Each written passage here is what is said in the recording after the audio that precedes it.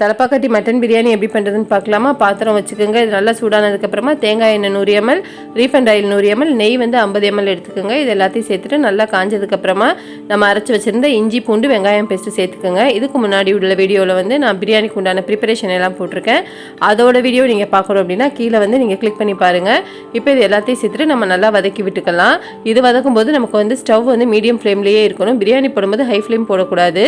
மூடி போட்டு நல்லா வதக்கி வேக வைங்க. அப்போ தான் உங்களுக்கு வாசனையாக இருக்கும். இப்போ இந்த அளவுக்கு வதக்கினதுக்கப்புறமா 4 தக்காளியை வந்து நல்லா நம்ம கட் பண்ணி சேர்த்துக்கலாம். நான் சொல்லியிருக்க அளவுகள் எல்லாமே 1 கிலோ அரிசிக்கும் 1.5 கிலோ மட்டனுக்கும் தான். மட்டன் வந்து உங்கள் விருப்பம் தான் 1 கிலோலேருந்து 1.5 கிலோ வரைக்கும் சேர்த்துக்கலாம். இப்போ சால்ட் வந்து நம்ம 2 டேபிள் ஸ்பூன் சேர்த்துக்கலாம். ரெட் சில்லி பவுடர் வந்து 1 டேபிள் ஸ்பூன் சேர்த்துக்கலாம். ரெட் சில்லி போடலை அப்படின்னா நீங்கள் காஷ்மீரி சில்லி பவுடரும் சேர்த்துக்கலாம். இது எல்லாத்தையும் சேர்த்துட்டு நம்ம நல்லா வதக்கி விட்டுக்கலாம். அடுத்தது வந்து நம்ம 5லேருந்து 8 பச்சை மிளகா சேர்த்துக்கலாம். அடுத்தது வந்து புதினா மல்லித்தலை எல்லாம் சேர்த்துக்கலாம். 1 கிலோ சேர்க்குறீங்க அப்படின்னா 1 கையளவு நீங்கள் எல்லாமே சேர்த்துக்கோங்க. புதினா 1 கைப்பிடி அளவு, மல்லி இலையும் 1 கைப்பிடி அளவு சேர்த்துக்கோங்க. அடுத்தது நம்ம ரெடி பண்ணி வச்சுருந்த பிரியாணி மசாலா சேர்த்துக்கோங்க. இது எல்லாத்தையும் சேர்த்துட்டு நம்ம நல்லா வதக்கி விட்டுக்கலாம்.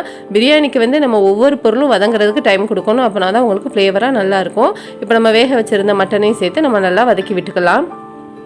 இப்போ மட்டன் நல்லா வதங்கினதுக்கப்புறமா நம்ம இதில் வந்து தயிர் சேர்த்துக்கலாம். தயிரும் வந்து 100 ml தான் சேர்த்துக்கணும்.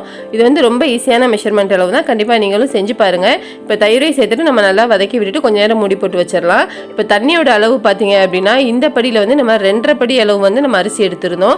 இதை அப்படியே டபுளாக கணக்கு பண்ணுங்கள். 2.5க்கு வந்து 5, அதுலேருந்து அரை படி மட்டும் குறைச்சிக்கோங்க. அப்போ 4.5 படி அளவு நம்ம தண்ணி சேர்க்கணும். நம்ம கறி வேக வச்சுருந்த தண்ணியோட இன்னும் கொஞ்சம் தண்ணியும் சேர்த்து நம்ம 4.5 படி அளவு தண்ணி சேர்க்கணும். இந்த அளவுக்கு நீங்கள் சேர்த்திங்க அப்படின்னா உங்களுக்கு பிரியாணி வந்து கொலையாமலையும் நறுக்கரிசி படாமலும் இருக்கும், நல்லாயிருக்கும். இப்போ இந்த தண்ணி சேர்த்துட்டு நல்லா நம்ம கொதிக்க வச்சுக்கலாம்.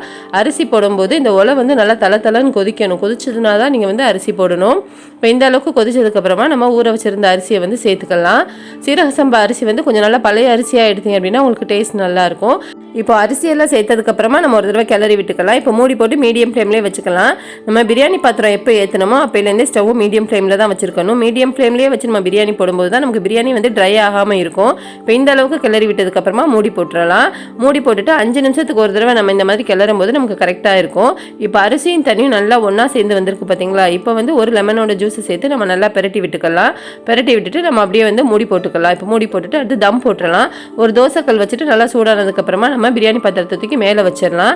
இப்போ ரைஸ் எல்லாத்தையும் நம்ம ஒரு தடவை நல்லா பெரட்டி விட்டுடலாம். இப்போ ஒரு 50 ml நெய்யை சேர்த்து நம்ம நல்லா ஃபுல்லாக வந்து ஸ்ப்ரெட் பண்ணி விட்டுறலாம். ஸ்ப்ரெட் பண்ணி விட்டுட்டு நீங்கள் மூடி போட்டு வச்சுட்டீங்க அப்படின்னா உங்களுக்கு கரெக்டாக இருக்கும். மேலே ஒரு வெயிட்டும் வச்சுடுங்க. வெயிட் வச்சுட்டு கரெக்டாக வந்து ஒரு 10 நிமிஷம் வச்சுட்டு அப்படியே ஸ்டவ் ஆஃப் பண்ணி வச்சுடுங்க. அடுத்து 20 மினிட்ஸ் கழிச்சு ஓப்பன் பண்ணி தம் உடைச்சிங்க அப்படின்னா நமக்கு சூப்பரான பிரியாணி ரெடி ஆகிடுச்சு. கண்டிப்பாக ட்ரை பண்ணி பாருங்கள். கண்டிப்பாக விரும்பி உண்ணலாம். சேனலை லைக் சப்ஸ்கிரைப் பண்ணுங்கள். தேங்க்யூ.